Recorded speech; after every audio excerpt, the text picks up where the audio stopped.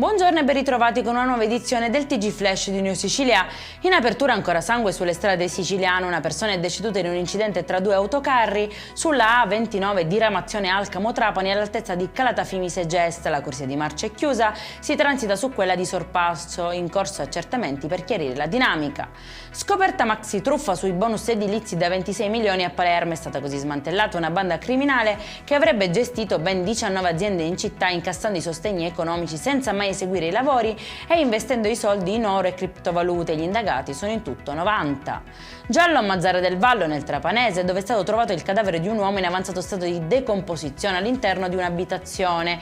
Secondo i primi accertamenti pare che abitasse da solo. Sono in corso le indagini per risalire all'identità della vittima e stabilire le cause del decesso.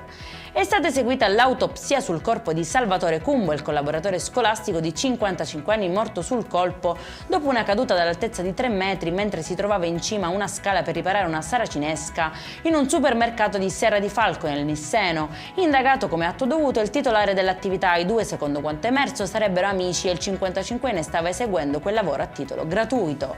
E in chiusura ennesimo episodio di violenza a Catania, un 24enne si è arrampicato su una grondaia fino al secondo piano per entrare nella nuova casa dell'ex compagna, sfondando una finestra e aggredendola con un morso sulla guancia. A salvare la donna in lacrime e con il volto tumefatto sono stati i poliziotti che sono riusciti a bloccare e arrestare il 24enne mentre la strattonava. La vittima era già provata da un passato di maltrattamenti mai denunciati per paura.